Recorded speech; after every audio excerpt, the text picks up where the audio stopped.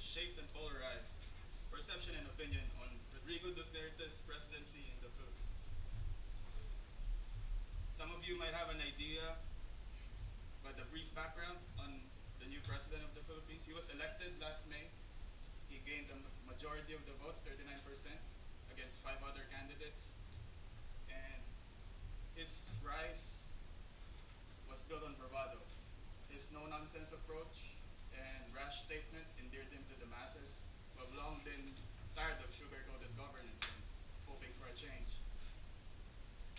And his campaign promise was to get rid of criminality and to wage a war on drugs, where they claim that there's 3 million drug addicts in the Philippines.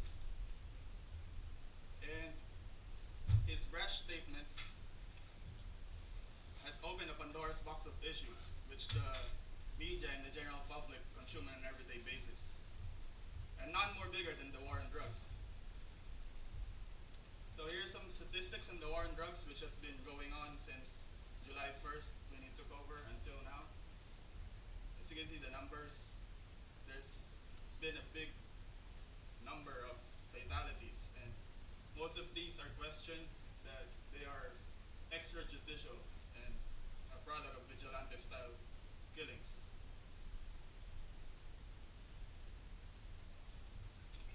So this is a deadly war, but it remains popular among the Filipinos, as his satisfaction ratings are very high, especially compared to his predecessors.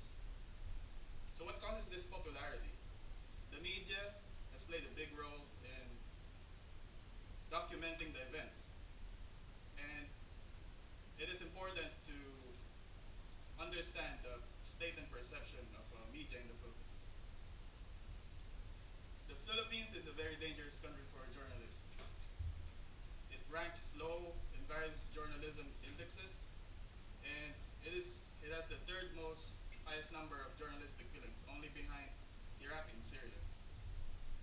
And in addition to that, the major media networks in the Philippines are owned by large corporations and businesses, which reflect their political interests and business interests. So, majority of the Filipinos have lost faith in institutionalized media and have turned to social media as the primary source of information. Many studies have proclaimed the Philippines as the social media capital of the world.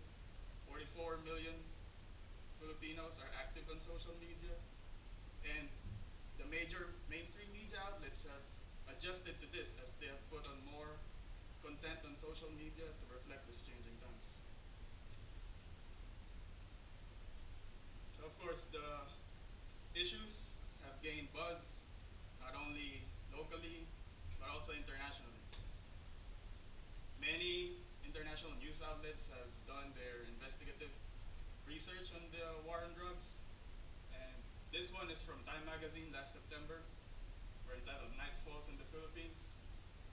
But on social media, especially Facebook, where the most intense interactions happen, supporters of the administration, the war on drugs, argue that it was the opposition who's just feeding these figures to the international media in an attempt to destabilize and discredit the administration's effort against drugs.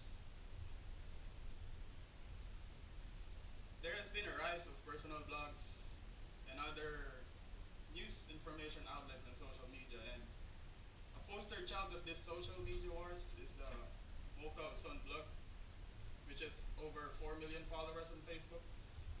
It's maintained by Mocha Uson. She's a known sex blogger in the Philippines. And she's a Duterte diehard supporters. That's what they call supporters of the administration. Basically, it's a one-stop shop for support for the administration, but it's mostly filled with unverified information and links from fake news sites. And recently, there's been a movement to ban it from Facebook, but it could be argued that that is a violation of free speech. But this example also highlights the need to explore more stressing issues in social media. And one of the biggest evident problems in social media is people do not read to understand. They only read to reply. social media is a double-edged sword. We are all exposed to its benefits, but also the dangers. There is a false dichotomy on social media where if your opinion is part of one side, you're automatically against the other side. And it has only caused, especially in the Philippines, a never-ending bickering between supporters of the administration and the opposition.